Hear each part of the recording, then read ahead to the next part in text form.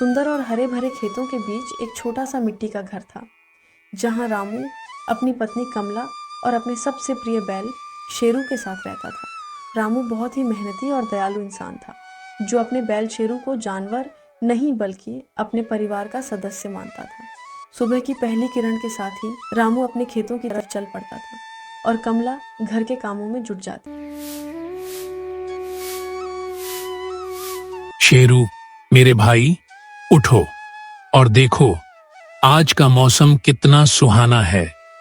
आज हमें खेत के उस हिस्से की जुताई पूरी करनी है जो कल अधूरी रह गई थी।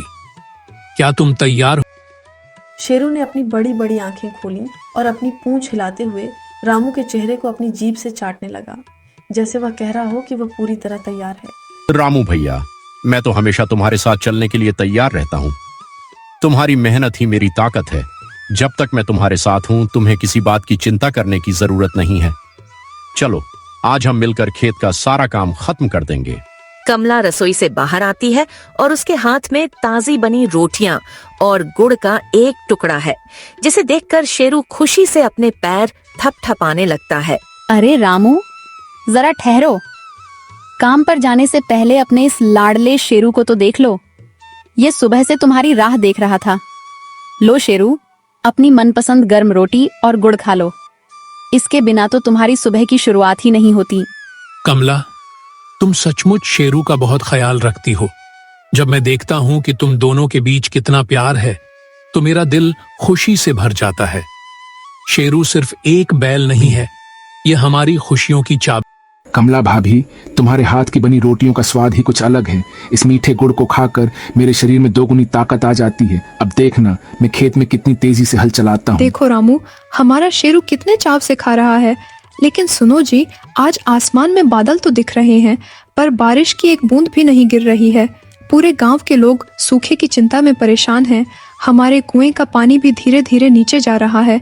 मुझे बहुत डर लग रहा है। कमला, तुम हौसला मत हारो, भगवान पर भरोसा रखो। हम इतनी मेहनत करते हैं, हमारी मेहनत कभी बेकार नहीं जाएगी। बादल आएंगे और हमारे खेतों को पानी से भर देंगे। देर नहीं करनी चाहिए। शेरू, रामू और शेरू खेतों की तरफ चल पड़ते हैं, जहां चारों तरफ सूखी मिट्टी उड़ रही है और धूप बहुत तेज हो चुकी है। शेरू, आज धूप बहुत तेज है और मिट्टी भी बहुत सख्त हो गई है। तुम्हें हल खींचने में बहुत परेशानी हो रही होगी। अगर तुम थक जाओ तो मुझे बता देना। हम थोड़ी देर पेड़ की छांव में आराम कर लेंगे।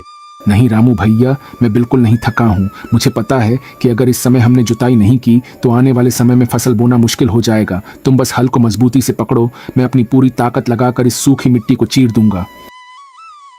दोपहर ढलने लगती है और सूरज अपनी पूरी तपिश के साथ चमक रहा है, लेकिन रामू और शेरू बिना रुके काम कर रहे हैं। तभी कमला उनके लिए पीने का ठंडा पानी और भोजन लेकर खेत पर पहुंचती है। रामू, शेरू, अब बस भी करो। दोपहर की इतनी तेज धूप में काम करना ठीक नहीं है। देखो, पसीने से तुम दोनों का क्या हाल हो गया है। चलो, इस बड़े बरगद के पेड़ के नीचे बैठो और थोड़ा आराम कर लो। मैंने ठंडी छाछ और रोटियां बनाई हैं। हाँ कमला, तुम सही कह रही हो। शेरू के माथे पर भी पसीना आ गया है। शेरू, चलो मेरे भाई, थोड़ी देर आराम कर लेते हैं। कमला ने हमारे लिए बहुत अच्छी छाछ बनाई है। सच में रामू भैया, धूप आज बहुत ज्यादा है। मेरे पैर भी थोड़े भारी हो रहे हैं, लेकिन जब मैं भाभी को हमारे लिए ठंडी छाछ लाते देखता हूँ तो मेरी सारी थकान दूर हो जाती है। चलो, पेड़ की ठंडी छांव में बैठते हैं। तीनों बरगद के पेड़ की घनी छांव में बैठ जाते हैं, जहां हल्की ठंडी हवा चल रही है, जो उन्हें थोड़ी राहत देती है। रामू, आज सुबह जब मैं पानी लेने कुएं पर गई थी तो गांव के लोग कह रहे थे कि इस साल शायद बिल्कुल बारिश नहीं होगी। वे कह रहे थे कि हमें अपने जानवरों को बेचकर शहर की तरफ काम ढूंढने चले जाना चाहिए। मुझे यह सब सुनकर बहुत रोना आया। क्या हमें भी शेरू को बेचना पड़ेगा? कमला, तुम ऐसी बात अपने मुंह पर कैसे ला सकती हो? शेरू हमारा परिवार है। क्या कोई अपने परिवार के सदस्य को पैसों के लिए बेचता है? चाहे कितनी भी बड़ी मुसीबत आ जाए, चाहे हमें भूखा ही क्यों ना सोना पड़े। हम शेरू को कभी खुद से अलग नहीं करेंगे।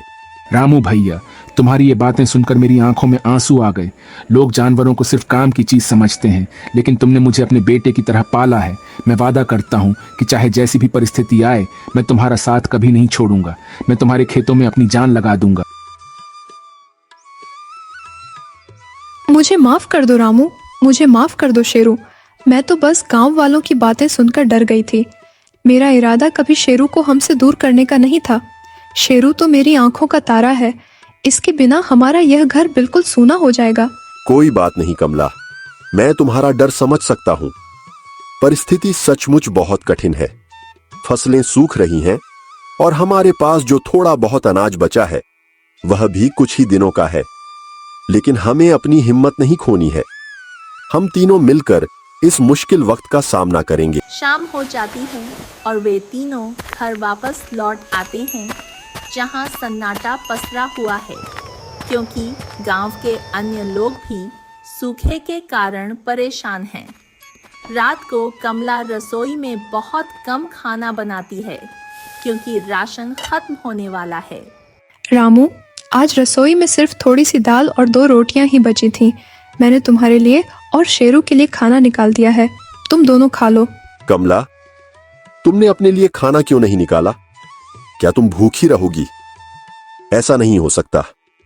अगर तुम नहीं खाओगी तो मैं भी एक निवाला नहीं लूंगा। हाँ भाभी, ये बिल्कुल गलत है।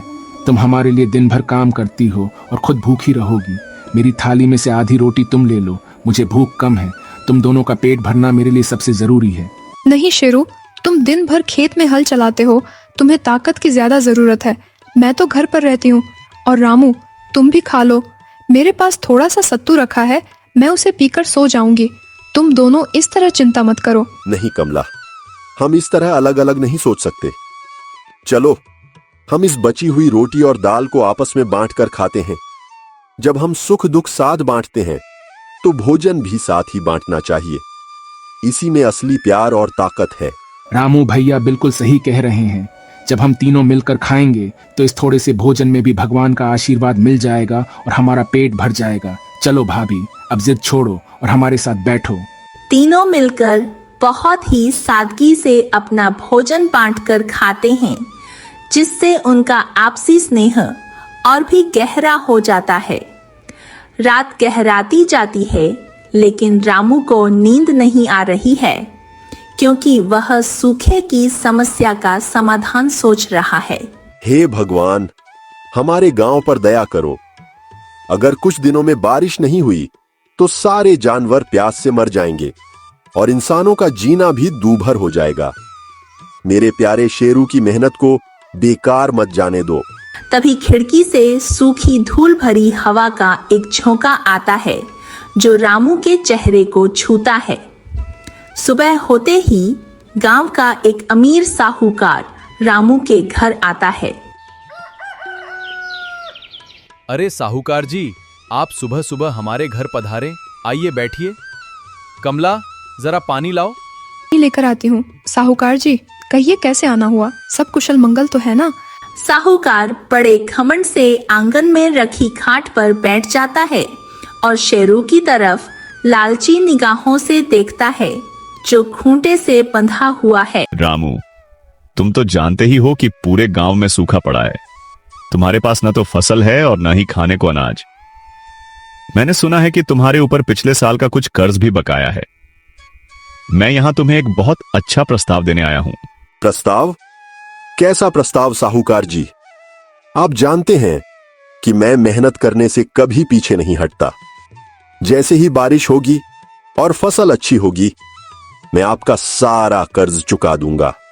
अरे रामू, बारिश के भरोसे बैठे रहोगे तो भूखे मर जाओगे। मेरा सीधा सा प्रस्ताव यह है कि तुम अपना यह बैल शेरू मुझे बेच दो। इसके बदले मैं तुम्हारा सारा कर्ज भी माफ कर दूंगा और तुम्हें कुछ नकद पैसे भी दूंगा, जिससे तुम और तुम्हारी पत्नी कई महीनों तक आराम से खा सकते हो।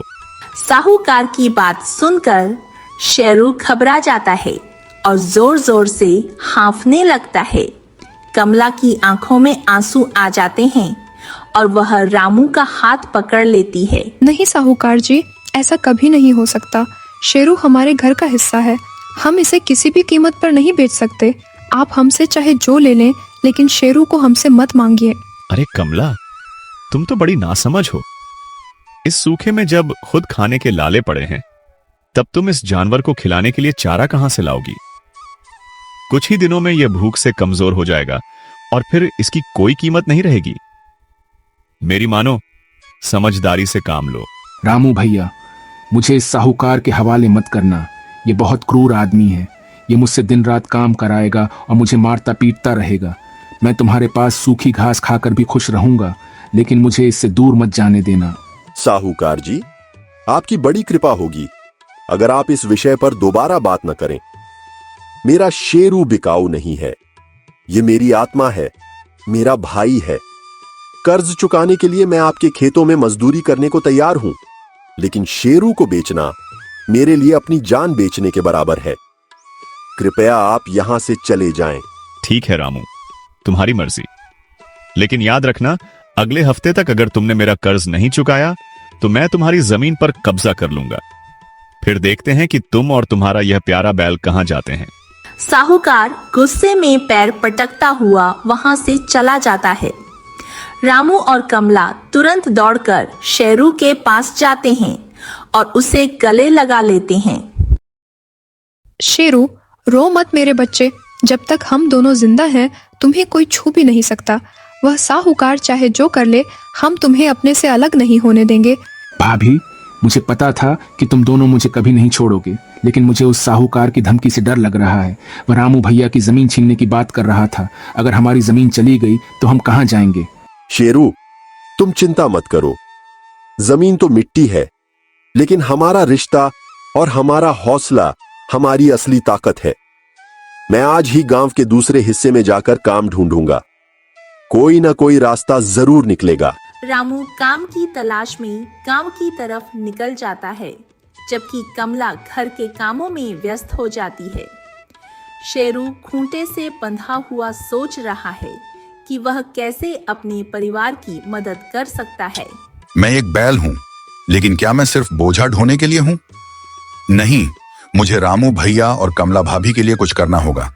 वे मेरे लिए इतनी बड़ी मुसीबत मोल ले रहे हैं। मुझे खुद खेतों में जाकर देखना चाहिए कि क्या मैं जमीन के नीचे दबे पानी का कोई स्रोत ढूंढ सकता हूं। शेरू अपने खूंटे को जोर से खींचता है और रस्सी को खोल लेता है। वह धीरे धीरे खेत की तरफ बढ़ता है, जहां चारों तरफ धूल उड़ रही है।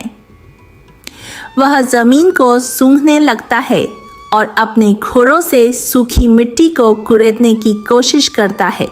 इस सूखी मिट्टी के नीचे कहीं ना कहीं पानी जरूर छुपा होगा। पुराने समय में दादाजी कहते थे कि हमारी इस जमीन के पूर्वी कोने पर एक बहुत पुराना कुआं हुआ करता था, जो बाद में मिट्टी से ढक गया।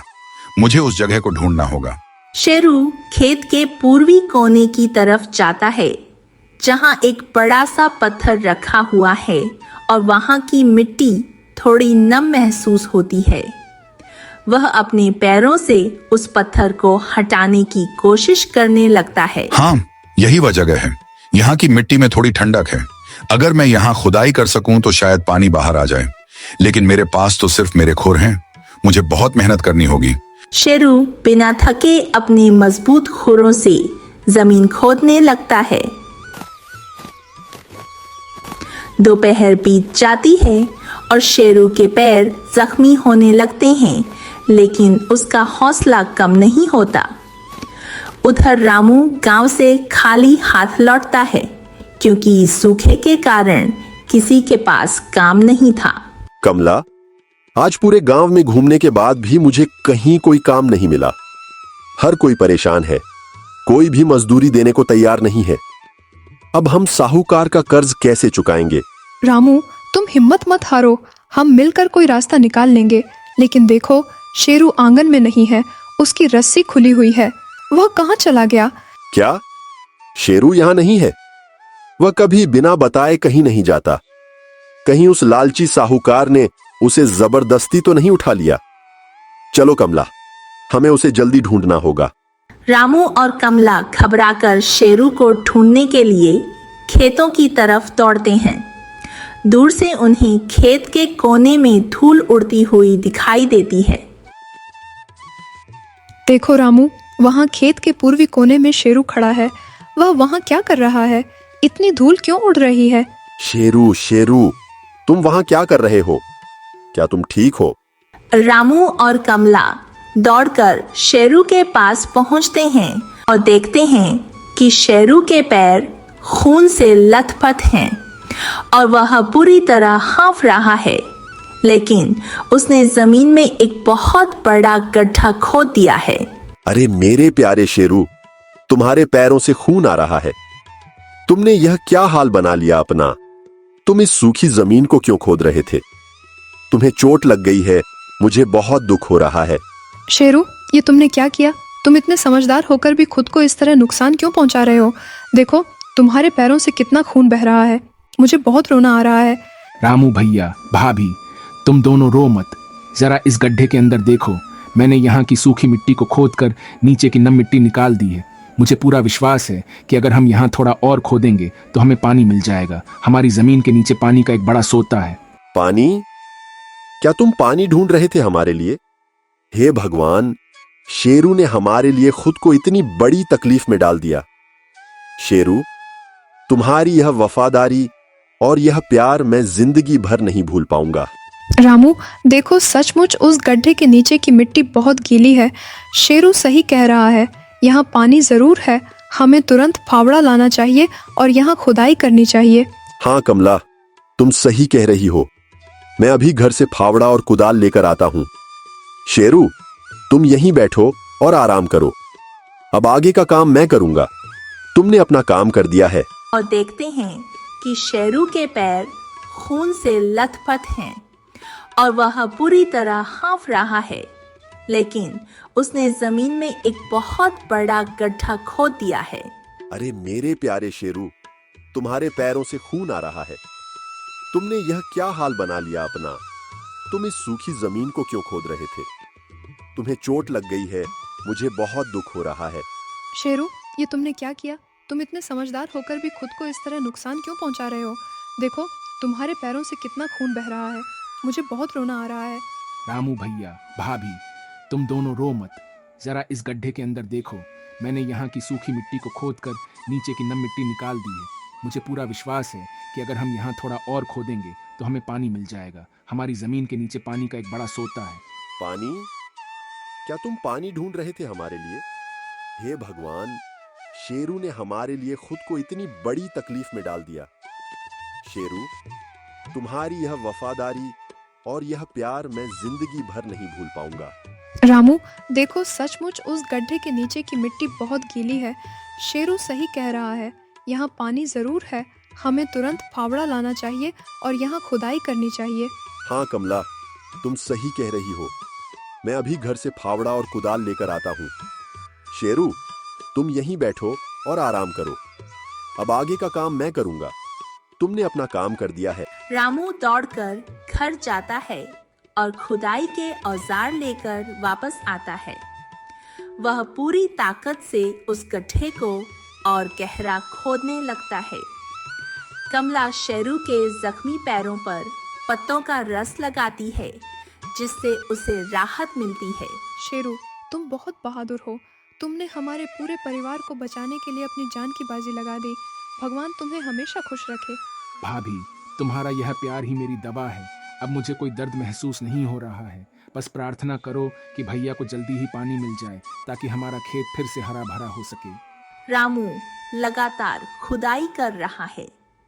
वह पसीने से तरबतर हो चुका है, लेकिन उसका हौसला बुलंद है। अचानक कुदाल एक बड़े पत्थर से टकराती है और उसमें से पानी की एक तेज धार फूट पड़ती है। कमला, शेरू, देखो, पानी निकल आया। सचमुच पानी निकल आया। पानी कितना साफ और मीठा है। हमारा खेत बच गया, हमारा परिवार बच गया। हे भगवान, आपका लाख लाख शुक्रिया। यह तो चमत्कार हो गया। शेरू, तुम्हारी मेहनत रंग लाई।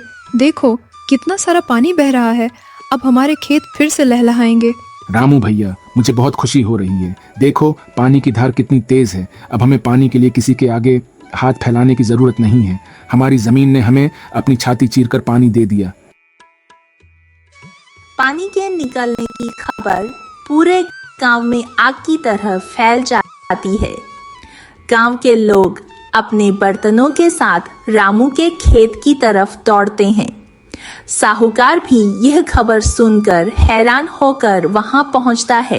ये कैसे हो सकता है? इस सूखे में जहां पूरे गांव के कुएं सूख गए हैं, रामू के खेत में पानी कैसे निकल आया? ये तो कोई जादू है। साहूकार जी, यह कोई जादू नहीं है। ये मेरे प्यारे शेरू की वफादारी, उसकी मेहनत और हमारे सच्चे प्यार का नतीजा है। जब इंसान और जानवर के बीच सच्चा प्रेम होता है तो भगवान भी उनकी मदद के लिए रास्ता बना देते हैं।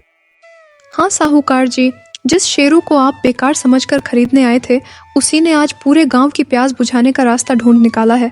अब आप हमारे शेरू की कीमत कभी नहीं लगा पाएंगे। साहूकार जी, पैसा ही सब कुछ नहीं होता। प्यार और वफादारी की ताकत पैसों से कहीं बढ़कर होती है। आज मेरी वजह से मेरे परिवार की जमीन बच गई और मुझे इस बात का बहुत गर्व है। गांव के लोग रामू और शेरू की जय जयकार करने लगते हैं। सभी लोग शेरू को माला पहनाते हैं और उसे ताजे फल और रोटियां खिलाते हैं। साहूकार अपना सा मुंह लेकर वहां से चला जाता है। गांव वालों, ये पानी सिर्फ मेरा नहीं है, इस पर पूरे गांव का अधिकार है। आप सभी यहां से अपने पीने के लिए और अपने जानवरों के लिए पानी ले जा सकते हैं। हम सब मिलकर इस सूखे का सामना करेंगे। हाँ भाइयों, हमारा शेरू आप सभी की मदद करके बहुत खुश है। अब हमारे गांव में कोई भी जानवर प्यासा नहीं रहेगा। रामू के खेत का पानी पूरे गांव के लिए वरदान साबित होता है। धीरे धीरे मौसम भी बदलता है और आसमान में काले बादल छा जाते हैं। झमाझम बारिश होने लगती है, जिससे सूखी धरती पूरी तरह खिल उठती है। चलो अब हम सब मिलकर इस पहली बारिश का आनंद लेते हैं। शेरू, आज मैं तुम्हारे लिए विशेष मीठी खीर बनाऊंगी। तुमने आज जो किया है उसके लिए पूरा गांव तुम्हारा कर्जदार रहेगा। रामू, कमला और शेरू बारिश में भीगते हुए एक दूसरे को गले लगा लेते हैं। उनकी आंखों में खुशी के आंसू हैं और दिल में एक दूसरे के प्रति अगाध प्रेम। यह कहानी हमें सिखाती है कि जानवरों में भी भावनाएं होती हैं और यदि हम उन्हें प्यार और सम्मान देंगे तो वे हमारे लिए अपनी जान भी न्यौछावर करने को तैयार रहते हैं। सच्चे प्रेम और वफादारी की हमेशा जीत होती है।